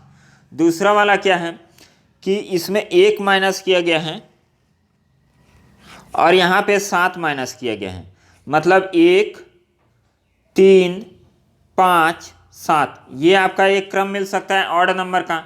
तो यदि हम यहाँ पे कर दें 3 यहाँ पे कर दें और यहाँ पे कर दें 5, तो ये हमारा एक सीरीज मिल जाएगा। यहाँ पे 5 माइनस कर दें, यहाँ पे 3 माइनस कर दें, तो ये हमारा एक लॉजिक सेट हो गया। तो यहाँ पे देखिए 19 3 57 और 57 में 3 माइनस करेंगे तो क्या होगा आपका 54 होगा। तो ये 55 वाला ऑप्शन क्या है, गलत है, तो इसका राइट आंसर क्या हो जाएगा 55 हो जाएगा, option number C. Next question देखिए, नेक्स्ट क्वेश्चन, ये क्वेश्चन हम लोग सॉल्व करते हैं। इस क्वेश्चन को हम लोग सॉल्व करेंगे। देखिए ये क्वेश्चन मैक्सिमम लोगों से बन जाएगा। अब वीडियो में कुछ बैकग्राउंड नॉइज आ रहा होगा तो उसको अवॉइड कीजिएगा, क्योंकि हम जहाँ रहते हैं रोड के किनारे रहते हैं। तो आप कोशिश करेंगे कि रात में वीडियो बनाएं, और रात में हम खुद ही इस PDF को तैयार करने में लगभग 2 बज गया था। 10 बजे बैठे थे इस PDF को तैयार करने और 2 बज गया था।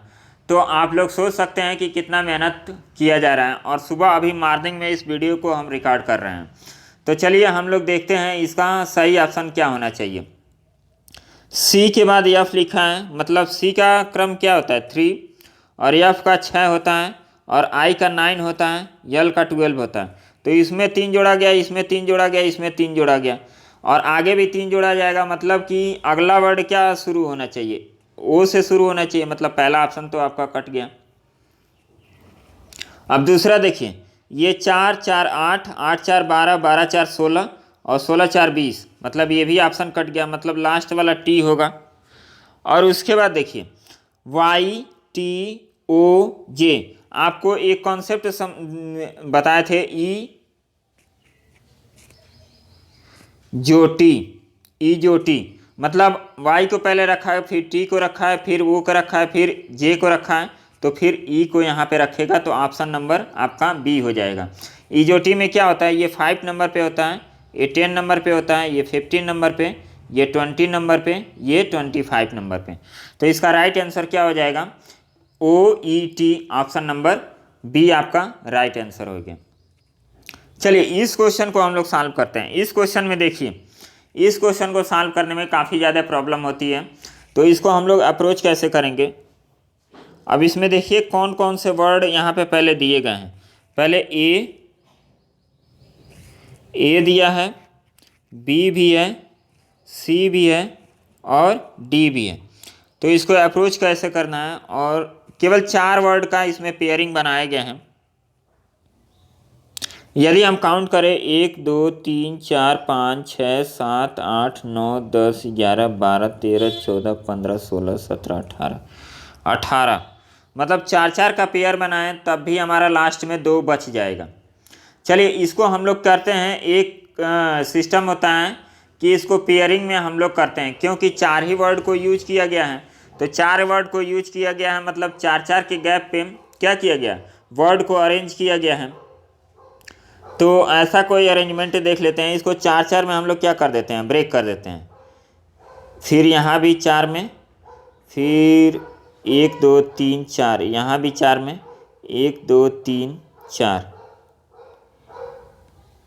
अब हम देखते हैं, अब देखिए इसमें ए का स्थान का गैप है तो यहाँ पे ए होना चाहिए। अब देखिए 4 में ब्रेक हमने गलत किया है। यहाँ से होगा 4, पहला वाला हो जाएगा, यहाँ ब्रेक हो जाएगा, दूसरा वाला यहाँ होगा और तीसरा वाला यहाँ होगा और चौथा वाला यहाँ होगा, लास्ट में 2 बच जाएंगे।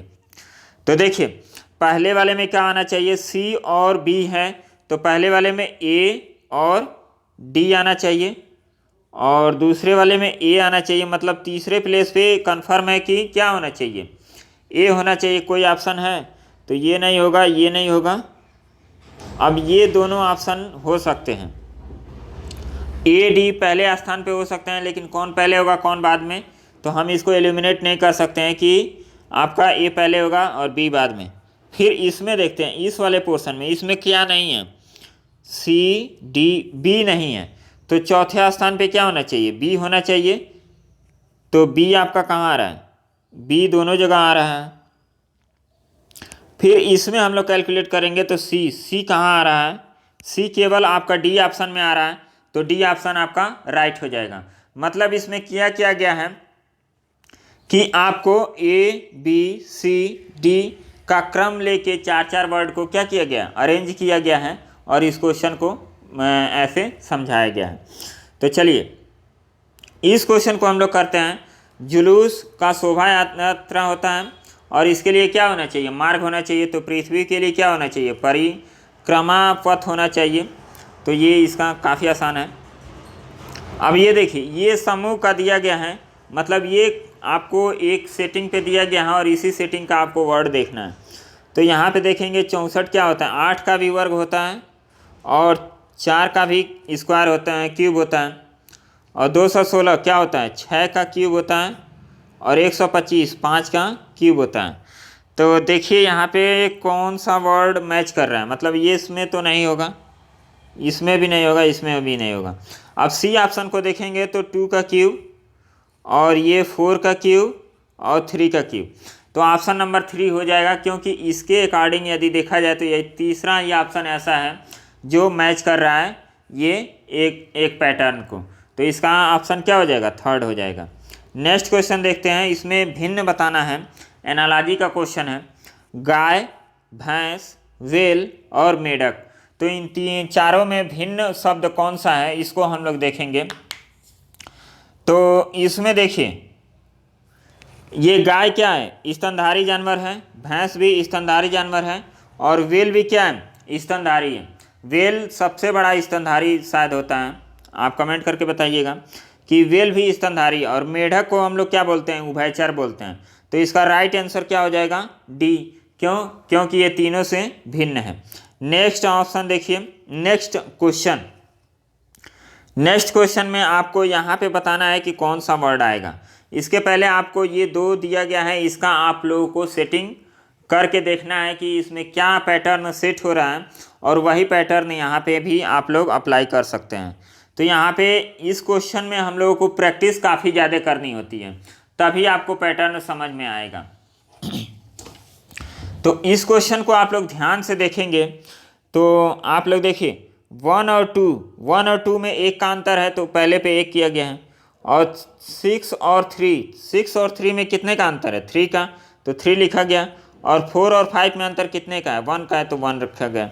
मतलब ये पैटर्न पहले में फॉलो हो रहा है। दूसरे में भी देख लीजिए, इसमें अंतर 2 का है, इसमें अंतर 4 का है और इसमें अंतर 8 का है, मतलब डिफरेंस लिया गया है।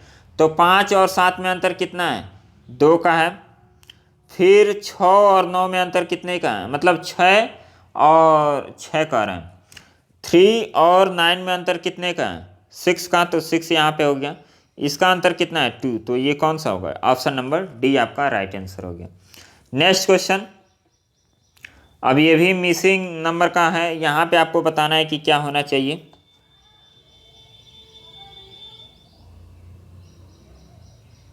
अब देखिए इस क्वेश्चन को हम लोग कैसे लगा सकते हैं। काफ़ी आसान क्वेश्चन है यदि आपकी प्रैक्टिस है तो। रीजनिंग मेन है कॉन्सेप्ट और प्रैक्टिस। यदि ये दोनों आपका बन गया तो रीजनिंग में आपको 50 आउट ऑफ 50 कोई नहीं रोक सकता है। 50 में से 50 ला सकते हैं। रीजनिंग ऐसा सब्जेक्ट है। तो आप प्रैक्टिस कीजिए जहाँ से भी आपको मटेरियल मिले। अब यहाँ हम इस वाले पोर्शन को देखेंगे तो यहाँ पे 20 कैसे आया? मतलब 4 का स्क्वायर 16 और 2 का स्क्वायर 4, इसको जोड़ेंगे तो आ जाएगा 16। और इसको देखेंगे तो 25, 5 का स्क्वायर और 4, 2 का स्क्वायर 29 हो गया। इसको हम लोग जोड़ेंगे तो 36, 6 का स्क्वायर और 3, 9, तो ये क्या हो गया? 45। अब ये 65 कैसे आया? 7 का स्क्वायर 49 हो गया।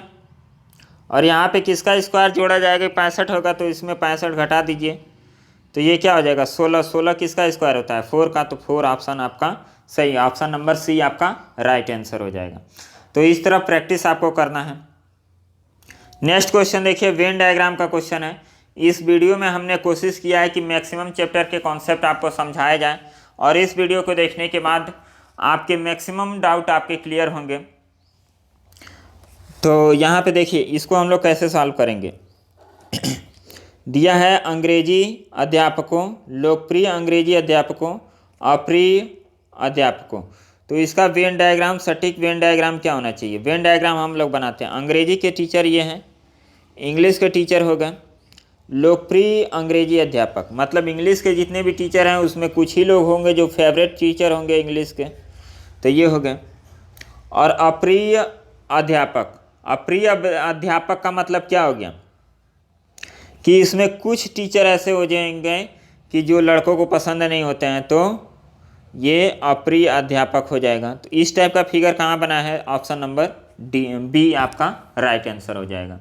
तो इस तरह हमें सोचना है और करना है वेन डायग्राम के क्वेश्चन को। वेन डायग्राम हमने आपको कंप्लीट कराया भी है कि कैसे अप्रोच करना चाहिए। चलिए नेक्स्ट क्वेश्चन देखते हैं। ये है सिलॉक्स का क्वेश्चन, काफ़ी अच्छा क्वेश्चन है। सबसे पहले इसमें बनाना है हमें सभी साबुन स्वच्छ हैं। सभी साबुन क्या हैं? स्वच्छ हैं। तो ये हो गया स्वच्छ। और सभी स्वच्छ क्या हैं? गीले हैं। सभी स्वच्छ गीले हैं। अब उसके बाद हमें क्या करना है? इसमें निष्कर्ष में देखना है कौन सही है कौन गलत है। कुछ स्वच्छ साबुन है, कुछ स्वच्छ साबुन है, कलर चेंज कर लेते हैं। कुछ स्वच्छ क्या है? साबुन है। तो यहाँ पे साबुन है तो ये राइट आंसर हो गया।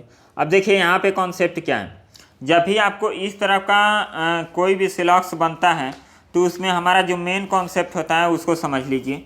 वो कॉन्सेप्ट होता है कि यदि हम बाहर से अंदर की तरफ जाते हैं तो इसमें केवल कुछ निकलता है, लेकिन अंदर से हम बाहर की तरफ आएंगे तो इसमें आपका सभी भी निकलता है, सब भी निकलेगा और कुछ भी निकलेगा। तो ये हमारा मेन कॉन्सेप्ट होता है सिलॉक्स का। तो यहाँ पे देखिए बोला गया है कि कुछ, अब इसको मिटा देते हैं, इसका काम तो ख़त्म हो गया। मतलब अंदर से बाहर की तरफ जाएंगे तो सभी, सब और कुछ दोनों निकलेगा, और बाहर से अंदर की तरफ जाएंगे तो केवल कुछ निकलेगा, सभी नहीं निकलेगा। तो कुछ साबुन क्या है?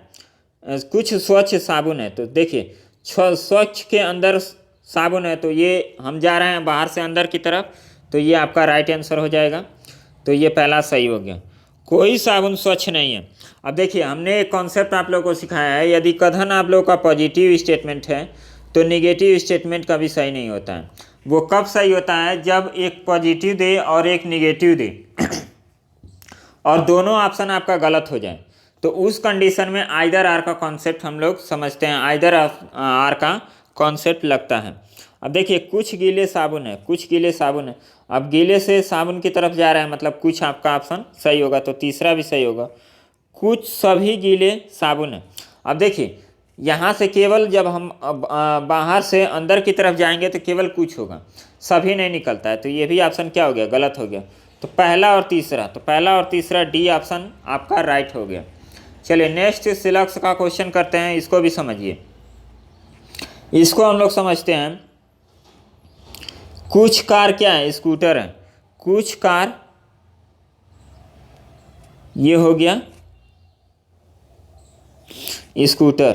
कोई स्कूटर साइकिल नहीं है, मतलब कोई स्कूटर क्या है, साइकिल नहीं है। तो यहाँ पे क्रॉस कर दिए, कलर चेंज कर लेते हैं।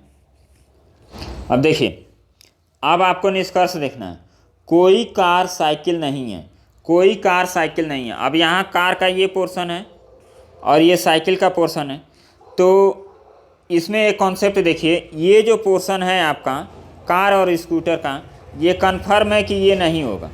यदि ये बोला होता कि कुछ कार साइकिल नहीं है, तो वो ऑप्शन क्या होता, आपका 100% सही होता। लेकिन इसमें बोला गया है कि कोई कार साइकिल नहीं है, तो ये सही नहीं होगा। क्यों नहीं सही होगा कि 100% हम ये नहीं कह सकते हैं कि ये वाला जो पोर्शन बचा है कि नहीं है। तो इसमें पॉसिबिलिटी क्रिएट होगी, और जहाँ भी पॉसिबिलिटी क्रिएट होती है वहाँ सिलेक्स का ऑप्शन क्या हो जाता है, गलत हो जाता है। तो ये ऑप्शन आपका गलत हो जाएगा। फिर कोई स्कूटर कार नहीं है, कोई स्कूटर कार नहीं है, ये तो सरासर गलत हो जाएगा, क्योंकि बोला है कुछ स्कूटर कार हैं, कुछ कार स्कूटर हैं, तो ये भी ऑप्शन आपका गलत हो गया। कुछ कारें साइकिलें हैं, कुछ कारें साइकिलें हैं। अब देखिए, ये भी हम नहीं बता सकते हैं कि कुछ कारें क्या हैं, साइकिलें हैं, ये भी डाउटफुल कंडीशन है, तो ये भी क्या हो जाएगा, गलत हो जाएगा। कुछ स्कूटर कार हैं, कुछ स्कूटर क्या हैं, कार हैं, तो ये आपका राइट आंसर हो जाएगा। इसमें ऑप्शन नंबर ई आपका राइट होगा। इसमें कई लोगों को कन्फ्यूजन ये हो रहा होगा, इस ऑप्शन में आपको हम क्लियर कर देते हैं। देखिए, इसमें आप लोगों को कन्फ्यूजन यहाँ पे हो रहा होगा कि यहाँ पे बोला है इसका ऑप्शन होगा फोर्थ, ये फोर्थ वाला ऑप्शन आपका सही है। इसमें कोई कार साइकिल नहीं है और कुछ कारें क्या हैं, साइकिल हैं। तो इसमें हमने बताया है कि जब दोनों स्टेटमेंट क्या हो, गलत हो जाएं, और एक निगेटिव दिया है और एक पॉजिटिव दिया है, तो उस कंडीशन में हम आइदर आर का कॉन्सेप्ट लगाते हैं। लेकिन यहाँ पे क्वेश्चन का लॉजिक आप समझिए कि क्वेश्चन में कहा क्या गया है, ये सही है कि कुछ कारें क्या हैं, कि कुछ कारें साइकिल नहीं हैं। अब इसी तरह का कोई स्टेटमेंट देता कि कुछ कारें साइकिल नहीं हैं, तब होता आइदर आर का कॉन्सेप्ट। लेकिन ये क्या कर रहा है, स्टेटमेंट ही बदल दे रहा है, स्टेटमेंट सेम नहीं है। हमने क्या कहा है कि स्टेटमेंट सेम होना चाहिए, एक नेगेटिव में है एक पॉजिटिव में है। यदि दोनों गलत हो जाते हैं तो उस कंडीशन में क्या होता है, आइदर आर का कॉन्सेप्ट होता है। एलिमेंट बस सेम होना चाहिए, बाकी स्टेटमेंट भी आपका सेम होना चाहिए, उसमें केवल नो और यस का होना चाहिए। एक पॉजिटिव कह रहा है उसी बात को और एक निगेटिव कह रहा है, तब हमारा आइदर आर का कॉन्सेप्ट लगता है। यहाँ पे देखिए, एलिमेंट तो सेम है, यहाँ भी कार और साइकिल है, यहाँ भी कार और साइकिल है, लेकिन यहाँ पे देखिए कुछ दिया है और यहाँ पे कोई दिया है। इस वजह से हमारा आइदर आर का कॉन्सेप्ट नहीं लगेगा। यहाँ पे यदि पहले ऑप्शन में बोला होता कि कुछ कार साइकिल नहीं है, तब हमारा क्या होता, आइदर आर का कॉन्सेप्ट लगता। ये स्टेटमेंट ही बदल दिया, इस वजह से क्या होता, इसमें आइदर आर का कॉन्सेप्ट नहीं लगेगा। ऑप्शन नंबर क्या हो जाएगा, 4 आपका राइट आंसर हो जाएगा। अब देखिए, लगभग 1 घंटे का वीडियो हो गया। अब देखिए कितने देर का ये वीडियो बनता है। अब यहाँ पे कथन और कार्रवाई को हम लोग देखते हैं। एक सिग्नल मैन की सूझबूझ तथा तुरंत की गई कार्रवाई से एक बहुत बड़ी रेल दुर्घटना होने से बच गई। सिग्नल मैन क्या होते हैं, जो वो रेलवे ट्रैक पे जो इनका हाउस एक बना रहता है, झंडे वंडे दिखाते हैं, उन्हीं को कहते हैं। उसने 2 ट्रेनों को एक ही पटरी पर आते देखा, तुरंत एक रेलगाड़ी को दूसरी ओर मोड़ दिया और एक बड़ा हादसा होने से बच गया। इसमें ये कहा गया है। अब देखिए, इसके लिए कार्रवाई हम लोग क्या कर सकते हैं। स्वचालित सिग्नल में आधुनिक तकनीकी जिसमें अनेक कंप्यूटर के जाल हो को अपनाना चाहिए ताकि इस व्यवस्था में गड़बड़ी न हो। तो इसके लिए किया ही गया है कि कंप्यूटराइज किया जाए कि ताकि इस तरह का कोई भी इंसिडेंट हो तो उसको कंट्रोल किया जा सकता है। तो ये कार्रवाई किया जा सकता है। उस चैतन्य चौकन्ने सिग्नलमैन को पुरस्कार देना चाहिए ताकि अन्य कर्मचारी को प्रोत्साहित मिले। ये भी आप कर सकते हैं, मतलब रेलवे का जो ऑफिशियल हैं ये दोनों कर सकते हैं। तो ये भी आपका करना ज़रूरी है, क्योंकि वो सिग्नलमैन ने क्या किया होता, यदि वो चौकन्ना ना होता, यदि सूझबूझ से काम ना लिया होता तो काफ़ी ज़्यादा नुकसान हो जाता। तो ये तो अपनाना ही चाहिए पहला, और दूसरा भी क्या होना चाहिए, उसको पुरस्कार भी देना चाहिए। आप लोग एक वीडियो देखे होंगे जिसमें एक वो क्या था, सिग्नल मैन ही था, एक बच्चा रेलवे ट्रैक पे गिर गया था, तो और उधर से ट्रेन भी आ रही थी, तो उस सिग्नल मैन ने अपनी जान की परवाह किए बिना उस बच्चे की जान बचाई थी, और उसकी माँ शायद अंधी थी। इस वजह से क्या होता, उसका बच्चा रेलवे ट्रैक पे गिर जाता है, और बाद में उस सिग्नल मैन को क्या किया जाता है, प्रोत्साहित किया जाता है। इस वजह से जो अदर सिग्नल मैन होंगे या कर्मचारी होंगे वो भी ज़्यादा मोटिवेट होंगे कि इस तरह के हादसे यदि वो बचा सकते हैं तो बचाएं। तो ऐसा नहीं है कि आप केवल सिस्टम को ही दुरुस्त कीजिए, जो उसमें कर्मचारी अच्छा काम कर रहे हैं उनको भी आपको प्रोत्साहित करना पड़ेगा, तभी आपका क्या होगा, सिस्टम सही होगा। चलिए, तो इसमें दोनों क्या हो जाएगा, दोनों आपका सत्य है। इसके लिए आता है, इसका जो ऑप्शन होता है इसमें बोला जाता है पहला सही है, दूसरा सही है, पहला या दूसरा सही है, या तो पहला सही है या तो दूसरा सही है, या दोनों सही है। तो इसमें ऑप्शन क्या हो जाएगा, इसमें दोनों कार्यवाही सही है। चलिए एक और क्वेश्चन देखते हैं इस क्वेश्चन को। इसमें कथन निष्कर्ष में देखना है, जब वर्षा होती है तो प्रायः यक्ष बाहर नहीं जाता है। जब बारिश होती है तो यक्ष क्या करता है, बाहर नहीं जाता है। अब देखिए, वर्षा नहीं हो रही है तो इसका मतलब कन्फर्म है कि क्या है, वर्षा नहीं हो रही है, एक्स को बाहर कुछ आवश्यक कार्य निपटाना है। अब देखिए इस ऑप्शन, इसको हम लोग कैसे टेकल करेंगे। जब वर्षा होती है, हमने गलत पढ़ा है, जब वर्षा होती है तो प्रायः यक्ष बाहर नहीं जाता है, यक्ष बाहर गया है, मतलब वो कार्रवाई कर दिया है कि कह रहा है कि यक्ष बाहर गया है, तो यक्ष बाहर गया है तो इसका मतलब क्या, वर्षा नहीं हो रही है, तो पहला ऑप्शन क्या हो जाएगा, आपका सही हो जाएगा। दूसरा में दिया है यक्ष को बाहर कुछ आवश्यक कार्य निपटाना होगा। अब देखिए आवश्यक कार्य है कि नहीं है ये तो कहा नहीं गया है कथन में, तो इसमें हमें कन्फ्यूजन है। तो आपको जब भी इस तरह का कथन निष्कर्ष या कोई भी इस तरह का लॉजिकल आए रीजनिंग, तो उसमें क्या करना है, आपको 100% पे कायम रखना है। जहाँ भी आपको डाउट हो तो उस ऑप्शन को गलत कर देना होता है, और अपने तरफ से नहीं सोचना होता है। जो कथन में कहा गया है बस उसी पे स्टक रहना है, उसी को फोकस करके हमें निष्कर्ष का आंसर देना है। अभी इसको देखिए, यहाँ पे एक पूर्व धारणा है और यहाँ पे कथन है। पूर्व धारणा का मतलब क्या, कोई स्कीम या कोई काम हम करना चाह रहे हैं, उसके पहले ही हम सोच लेते हैं कि उस काम में क्या होगा, ये परिणाम हो सकता है। तो देखिए यहाँ पे क्या किया गया है, सरकार ने सभी नागरिकों से ईमानदारी से आयकर अदा करने और आमदनी का सच्चा स्तर बताने वाली विवरणतियाँ भरने की अपील की है, ताकि सरकार को विकासात्मक गतिविधियाँ चलाने में मदद मिल सके। अब देखिए सरकार ने एक फरमान जारी किया। फरमान क्या कि उसने बोला है कि लोग ईमानदारी से अपना क्या इनकम टैक्स भरें, जिसकी वजह से जो प्रोग्रेस हो रहा है उसको हम लोग और अच्छे से कर सकें। अब इसमें दिया गया है कि अपील के प्रतिक्रिया स्वरूप को लोग अधिक कर देना आरंभ कर सकते हैं। अब फिर सेकंड पढ़िए, निकट भविष्य में आयकर की कुल वसूली काफ़ी ज़्यादा वृद्धि हो सकती है। अब देखिए ये तो कहने वाली बात है, सरकार का कोई भी नियम जब तक फोर्सफुली उसको अप्लाई नहीं किया जाता है, फोर्सफुली भी अप्लाई करेंगे तो कई जगह खामियां निकल जाती हैं। आप देख ही रहे होंगे कि कितना इनकम टैक्स की चोरी होती है, इतना पनिशमेंट देने के बाद भी इनकम टैक्स की चोरी हो जाती है।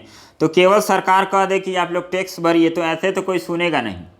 जैसे आपको संविधान में एक डायरेक्टिव प्रिंसिपल समझाया गया है कि राज्य क्या क्या दायित्व है, उस दायित्व को फॉलो करना चाहिए।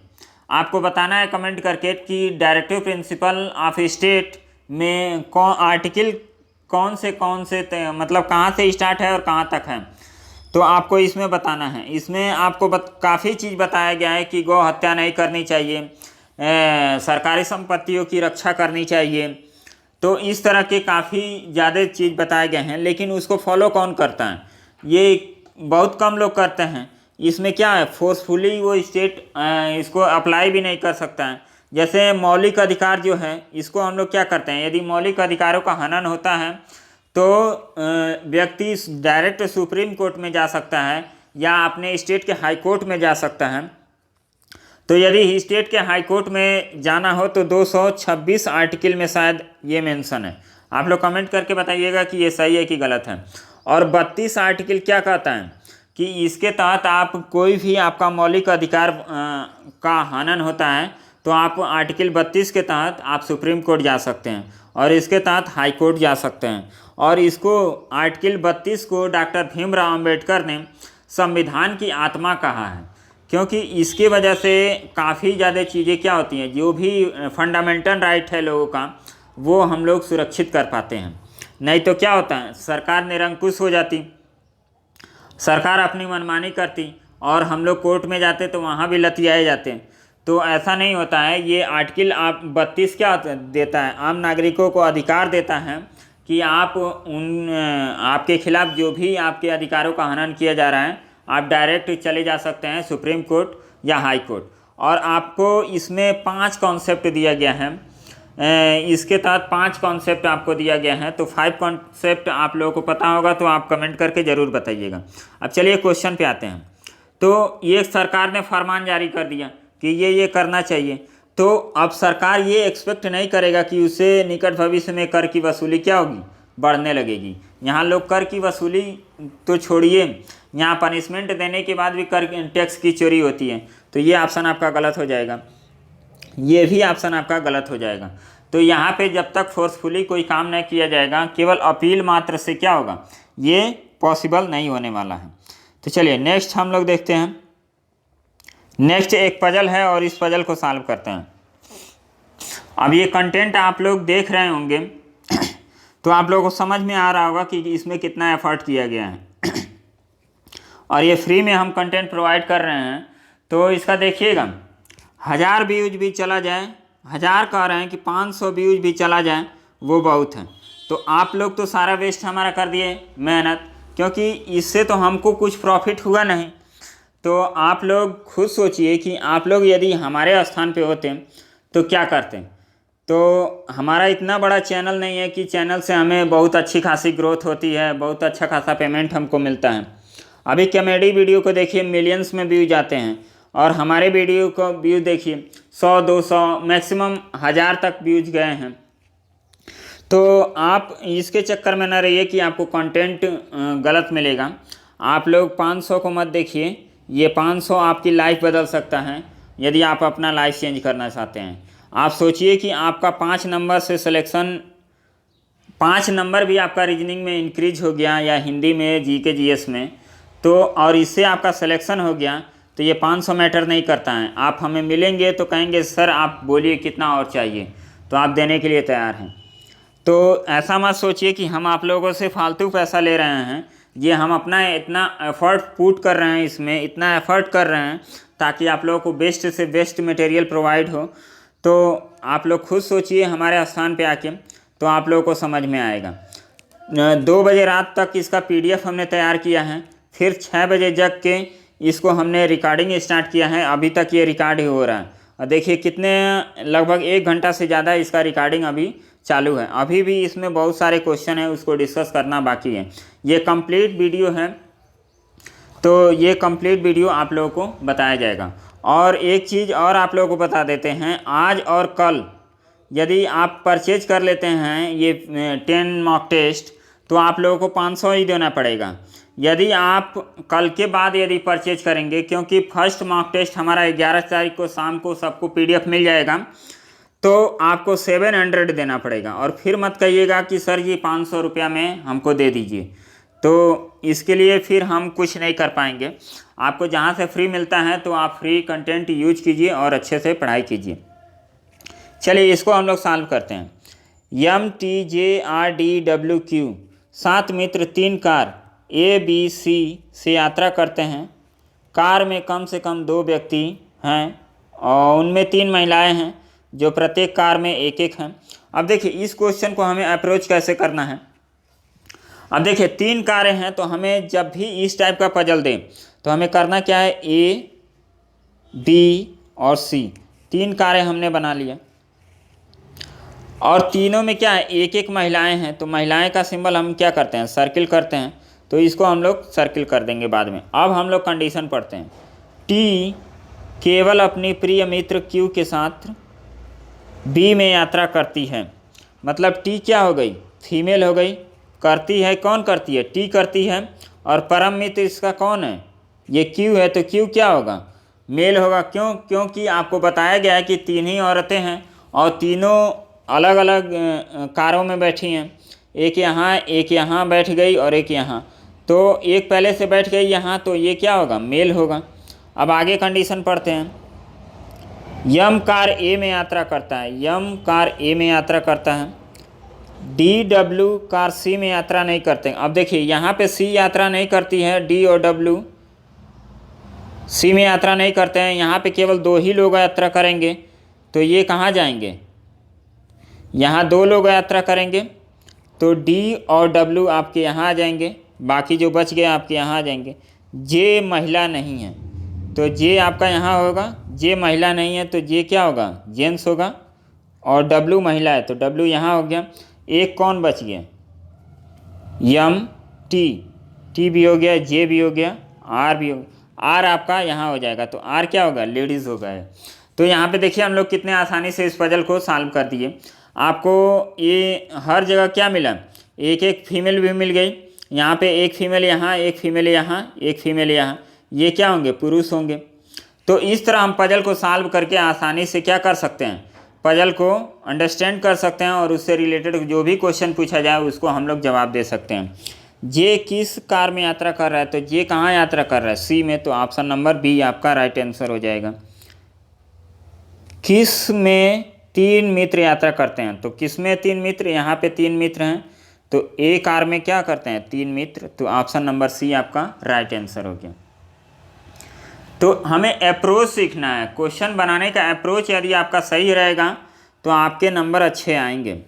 चलिए अब देखिए, ये वीडियो एग्जाम का फेवरेट क्वेश्चन है, इससे 1 से 2 क्वेश्चन आपके ज़रूर आएंगे। तो इसको हम लोग कैसे करना होता है, इसका कॉन्सेप्ट हम आप लोगों को समझा देते हैं। इसमें कॉन्सेप्ट क्या होता है, कोई भी कैंडिडेट है, जैसे हम लोग वीडियो का फार्म भरे हैं, तो वीडियो के फार्म में पहले ही जो एडवर्टाइजमेंट आया है उसमें लिखा गया है कि लड़कों को CCC करना है, ये 4C बना दे, CCC करना अनिवार्य है, 12th पास करना अनिवार्य है। तो इस तरह का एलिजिबिलिटी दिया जाता है। तो उसमें और जो भी कास्ट से बिलोंग करता है तो उसका कास्ट का सर्टिफिकेट भी बताया गया है कि उसका कब से कब होना चाहिए। तो इस तरह का आप लोगों को सारा कुछ उसमें डिटेल दिया रहता है। तो इसमें भी आपको बताया गया है कि उम्मीदवार को एक संगठन है उसमें लेखा प्रबंध के लिए चयन करना है, तो उम्मीदवार की एलिजिबिलिटी क्या क्या होनी चाहिए। अब देखिए, कम से कम वो स्नातक में क्या होना चाहिए, वाणिज्य मतलब कॉमर्स में उसका 55% होना चाहिए, और कम से कम स्नातकोत्तर मतलब पीजी में उसका 50% होना चाहिए। किसी संगठन में 3 वर्ष का अनुभव होना चाहिए, 35 वर्ष की आयु से अधिक नहीं होना चाहिए, चयन प्रक्रिया में कम से कम 40 अंक पाना चाहिए, 40% अंक, यदि उम्मीदवार और सभी मानदंड को पूरा करता है सिवाय। अब देखिए, ये तो रह गया इसका एलिजिबिलिटी। अब इसके अलावा भी यदि कोई होता है तो ये 2 आपके छूट दिए जाते हैं कि यदि 4 वर्ष से अधिक अनुभव है किसी स्टूडेंट का, तो ये मामला हम लोग कहाँ भेज सकते हैं, जीएम के पास। और यदि वो कैंडिडेट सीए किया है, ICWA किया है, तो उसका मामला कहाँ भेजा जा सकता है, निदेशक वित्त के पास भेजा जा सकता है। तो अब देखिए यहाँ पे एक क्वेश्चन लिखा गया है, और एज काउंट करने के लिए 2018 तक हम लोग काउंट कर सकते हैं। तो यहाँ पे देखिए इस तरह का ऑप्शन दिया रहेगा कि इसमें ए ऑप्शन सही है, बी ऑप्शन सही है, सी डी ई ऑप्शन आपके 4 आएंगे।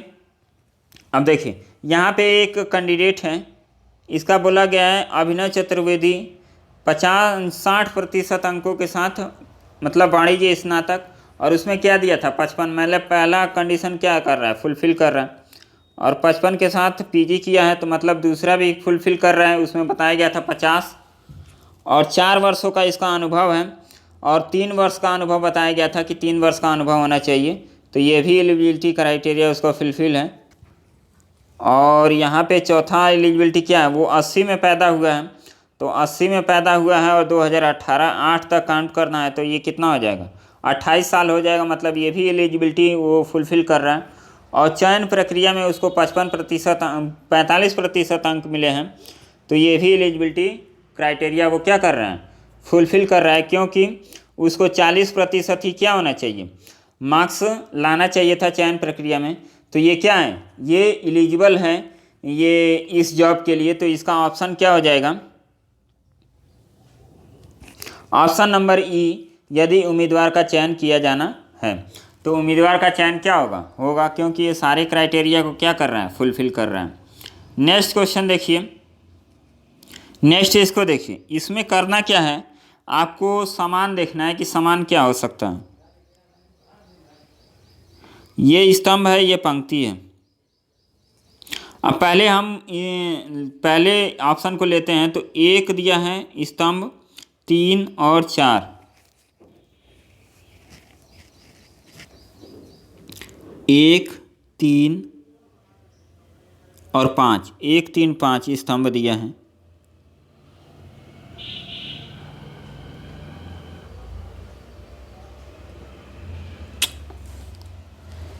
तो 1 3 5 स्तंभ दिया है, तो यहाँ पे हम देखेंगे तो ये 42 है, ये 14 है, ये 28 है। तो 42 14 28, तो 14 तियाँ 42 3 बार में, और 14 दूना 28। और यहाँ देखेंगे 27 तियाँ 81 और 27 दूना 54। यहाँ देखिए 19 तियाँ 57 और 19 दूना 38, 17 तियाँ 51 और 17 दूना 34, 23 तियाँ 69 और 23 दूना 46। मतलब पहला ऑप्शन आपका क्या हो गया, राइट हो गया।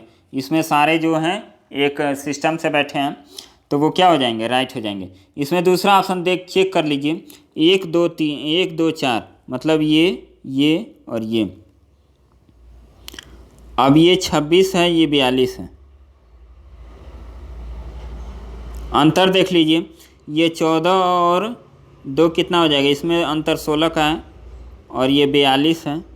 मतलब ये लास्ट वाला क्या होना चाहिए, इक्वल होना चाहिए। तो क्या इक्वल है, नहीं है। तो ऑप्शन नंबर आपका क्या हो जाएगा, राइट, ए हो जाएगा। ए ऑप्शन आपका राइट हो जाएगा। अब इसमें आपको कैलकुलेट करना है कि त्रिभुज की संख्या क्या होगी। तो इसको कैलकुलेट करने का एक सिंपल सा तरीका है, जो छोटे छोटे त्रिभुज हैं उसको पहले काउंट कर लीजिए। 1 2 3 4 5 6 7 8 9 10 11 12। तो ये छोटे त्रिभुज कितने हो गए, 12 हो गए, इनकी संख्या 12 हो गई।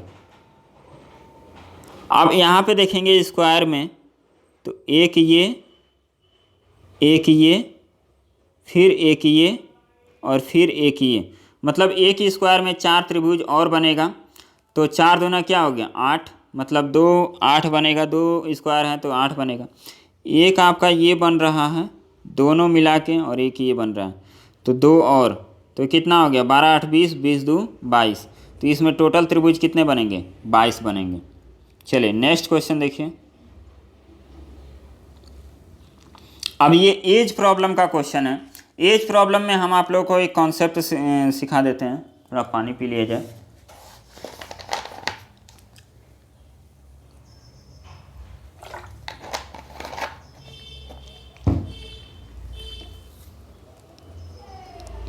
अब देखिए एज प्रॉब्लम में क्या होता है, एक प्रेजेंट होता है, एक प्रेजेंट, और एक होता है पास्ट, और एक होता है फ्यूचर। तो जब भी हम लोग एज प्रॉब्लम सॉल्व करते हैं, तो कोई व्यक्ति यदि एक्स यहाँ पे है और उसका बोला जाए कि 3 वर्ष पहले, तो 3 वर्ष पहले उसकी आयु कितनी हो जाएगी, x - 3, और 4 वर्ष बाद बोला जाए तो x + 4 हो जाएगा। तो एक एक में तो हमें समझ में आता है, लेकिन जब 2 लोगों को कह दिया जाए, जैसे ऐसे बोला जाए कि एक x है और एक y है, बोला जाए कि 2 वर्ष पहले की इनकी आयु, तो ये क्या होगा, x - 2 और y - 2। 3 वर्ष बाद की आयु, तो 3 वर्ष बाद इसमें भी जुड़ेगा, इसमें भी जुड़ेगा, तो x+3 और y+3। तो इस तरह करेंगे। यदि एक आदमी है तो एक में जुड़ेगा, 2 आदमी है तो 2 में जुड़ेगा। अब देखिए 2 वर्ष पहले बोला गया है लेकिन 4 वर्ष हमने घटाया है। यहाँ 3 वर्ष बाद बोला गया, 6 वर्ष हमने जोड़ा है। यदि x+y को लेंगे तो ये कॉन्सेप्ट हम लोग को समझना है। अब देखिए यहाँ पे दिया है सुनीता और विनीता की वर्तमान आयु क्या है, 4 और 5 है। 6 वर्ष बाद तो 4x और 5x मान लेते हैं कि इनकी वर्तमान आयु क्या है, 4x और एक की हो गई 5x, और 6 वर्ष बाद मतलब 6 इसमें भी और 6 इसमें भी ऐड होगा। उनकी आयु का अनुपात क्या हो जाता है, 14 और 17। तो 12 वर्ष बाद उनकी आयु का अनुपात क्या होगा। अब इसको आप सॉल्व कर लेंगे, इसका मल्टीप्लाई इसमें कर दीजिए, इसका मल्टीप्लाई इसमें कर दीजिए, तो आप इस क्वेश्चन को आसानी से सॉल्व कर सकते हैं। अब यहाँ पे इसको शॉर्ट भी कर सकते हैं। इसको काटेंगे तो ये 2 बार में, इसको 2 से काटेंगे तो ये 3 बार में और ये 7 बार में। तो यहाँ देखिए ये हो जाएगा 17 दूना 34 और 17 तियाँ 51, तो 34 यहाँ लिख दीजिए, 34x + 51, और इधर क्या आएगा आपका 5 सत्ते 35 x और 6 सत्ते 42 x। तो अब देखिए 34 में से 35 घटेगा तो x, और 51 में से 42 घटेगा तो कितना, 8 1 9, मतलब x की वैल्यू कितनी आ गई, x की वैल्यू 9 आ गई।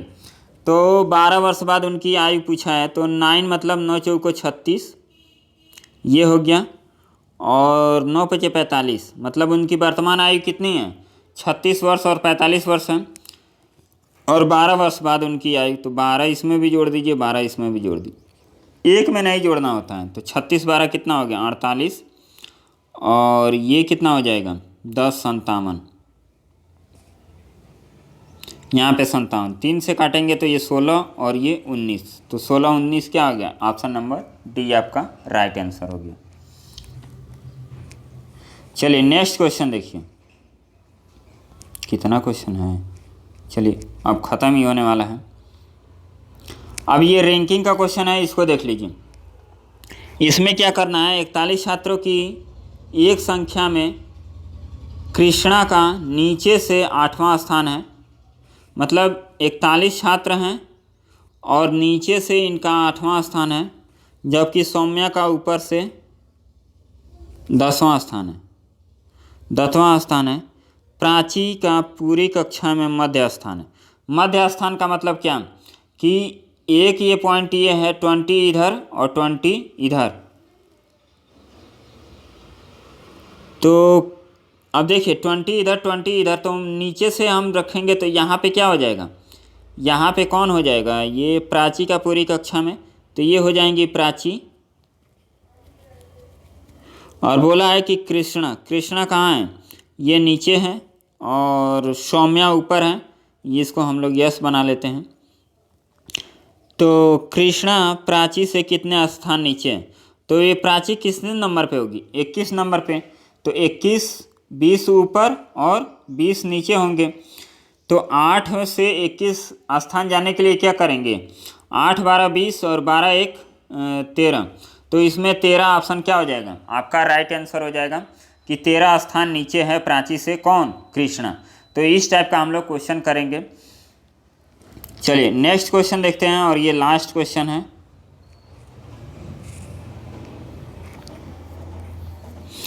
टी डी की बहन है, टी डी की बहन है, डी की बहन है, T is a sister of D. D का विवाह पी के साथ हुआ है, तो डी का विवाह पी के साथ हुआ है। देखिए हम लेडीज़ के लिए, जो फीमेल होती हैं उनके लिए सर्किल का यूज करते हैं। यदि ब्रदर सिस्टर होता है तो इस तरह हम लोग उसको सिम्बलाइज करते हैं। यदि हस्बैंड वाइफ होते हैं तो इस तरह हम लोग सिम्बलाइज करते हैं, और जनरेशन गैप में हम लोग इस तरह सिंबल करते हैं। तो ये हमारे कुछ सिंबल हैं। आपके जो सिंबल है प्लस माइनस से यदि आप यूज करते होंगे तो प्लस माइनस ही यूज कीजिएगा। बाकी देखिए आगे हम लोग क्या करेंगे। डी का पी के साथ विवाह हुआ है, पी एम का पुत्र है, पी जो है एम का पुत्र है, तो ये मेल है तो ये फीमेल होगी। फिर टी जे की माता है, टी माता है किसकी, जे की। वाई यू का पिता है। अब देखिए इसमें तो हमें वाई यू समझ में नहीं आ रहा है कहाँ होगा, तो इसको हम लोग अलग नोट कर लेते हैं। वाई यू का पिता है, वाई क्या है, यू का फादर है। वाई को केवल एक पुत्र और एक पुत्री है। अब देखिए ये पुत्र है कि पुत्री है ये भी नहीं पता है, तो वाई यहाँ लिखिए, और वाई के एक फीमेल और एक मेल हैं, मतलब एक लड़का लड़की। यू टी की पुत्री है। अब यहाँ से आपका कंडीशन जुड़ गया। अब देखिए इन दोनों का शादी हुआ होगा तभी ये क्या होंगी, फीमेल होंगी। टी की पुत्री है मतलब इसका भी क्या है, पुत्री है। तो इसको हम लोग कैसे कर सकते हैं, यहाँ से इसको जोड़ सकते हैं। अब देखिए टी की शादी किससे हुई है, वाई से, तो ये फीमेल है और इसकी पुत्री है ये यू। तो आपको बताया गया है कि यू के एक पुत्र हैं और एक पुत्री, तो ये क्या होगा, पुत्र हो जाएगा। और फिर डी, क्यू डी का पुत्र है, क्यू जो है डी का पुत्र है। तो पी किस प्रकार टी से संबंधित है।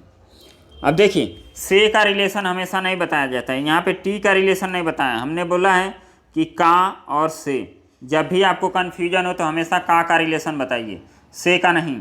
तो यहाँ पे देखिए का किसके साथ है, ये आपको कन्फर्म समझ में भी नहीं आएगा कि पी का टी से क्या संबंध है। इस तरह आप पढ़ेंगे तो आपको समझ में आएगा। यहाँ पे से लिखा है तो टी का संबंध नहीं बताना है, तो पी इसका क्या लगेगा। अब देखिए भाई लगेगा, नहीं लगेगा, क्योंकि इसकी सिस्टर का ये क्या है, हस्बैंड है, जीजा या साला, तो जीजा या साला लगेगा। ऑप्शन नंबर क्या हो जाएगा, सी आपका राइट आंसर हो जाएगा। और यहाँ पे बोला है कि जे डी से किस प्रकार संबंधित है, डी से, तो डी से कौन संबंधित है, जे।